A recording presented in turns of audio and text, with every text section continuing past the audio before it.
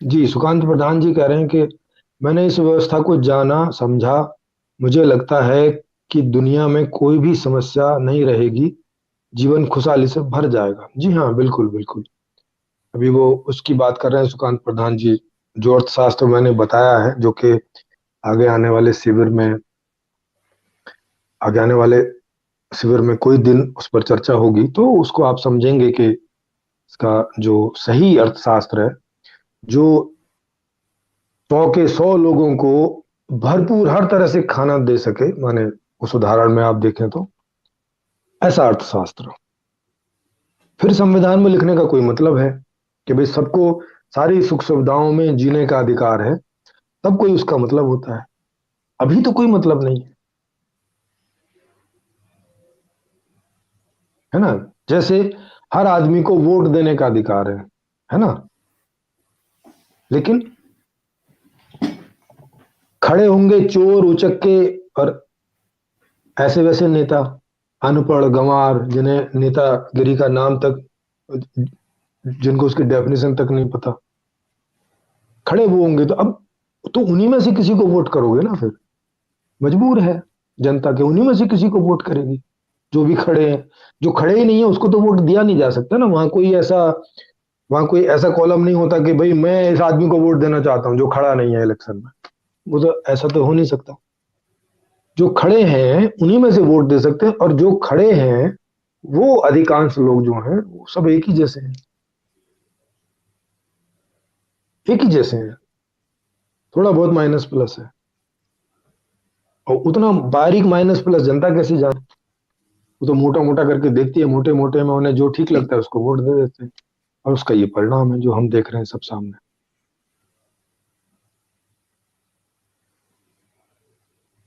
तो नहीं तो क्या होगा कि ये एक दूसरे पे आरोपित किए जाएंगे। जैसे पिछले 70 साल से हम क्या देख रहे हैं।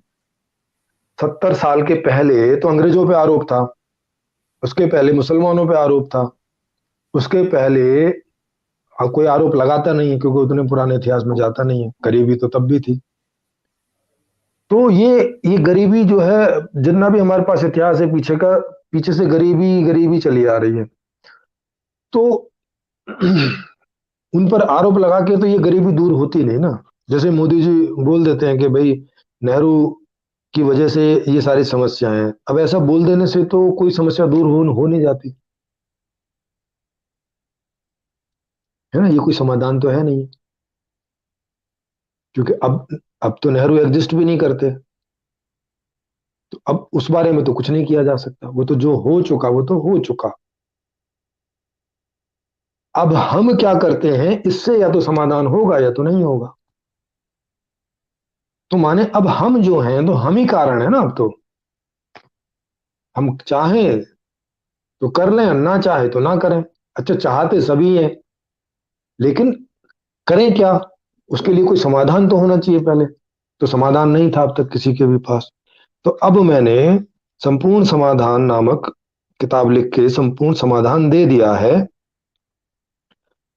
तो अब जितने लोग भी इसको जान समझ रहे हैं, जिनको लग रहा है कि ये ठीक है, तो अब उन सबका काम हो जाता है कि अब वो इसको और उन लोगों तक पहुंचाने का प्रयास करें जिनके पास नहीं पहुंचा है, ताकि मेजोरिटी में बाद में सब लोग ये तय कर पाए कि भाई इस संपूर्ण समाधान को लाना है या यही गरीबी वाला ही अर्थशास्त्र और गरीबी वाला ही पूरे सिस्टम जो है बना के रखना है। और इसी में हम एक दूसरे का कत्लेआम और एक दूसरे को गाली गलौज मारपीट, और कभी रोजगार की समस्या, कभी पानी की समस्या, कभी बिजली की समस्या, कभी सड़क की समस्या, कभी नियमों की, मतलब काले काले कारण काले कानूनों की समस्या, कभी ये समस्या कभी वो समस्या, इसमें जीना है। क्योंकि अभी तक तो विकल्प ही नहीं था, तो अब तक तो मजबूर थी जनता के वो क्या चुने। लेकिन अब ये विकल्प के रूप में है, तो अब इसे चाहेगी तो जनता चुन लेगी। और जैसा हम सब लोग जानते ही हैं, जनता तो चाहती ही है अच्छे विकल्प को चुने, क्योंकि वो हर बार अपनी तरफ से अच्छा ही विकल्प चुनती है। जो भी विकल्प मौजूद होते हैं उनमें से, जितने विकल्पों की उनको जानकारी है, तो जनता तो चुन ही लेगी। लेकिन अब जनता तो तब चुनेगी जब ये उन तक पहुंचे। तो अब जिन जिन तक ये पहुंच चुका है, अब ये उनका काम है कि वो इन्हें और अपने आगे फॉरवर्ड करें, अपने आगे पहुंचाएं। इसे समझने के लिए चर्चा करें, यहाँ चर्चा चलती रहती है। समझाने के लिए दूसरों को भी चर्चा करें उनके साथ, अगर आप कर सकते हैं। नहीं कर सकते तो उन्हें चर्चा के लिए यहाँ ऊपर किसी के साथ फॉरवर्ड कर दें। बहुत सारे वीडियोज हैं चर्चा के, वो फॉरवर्ड कर दें।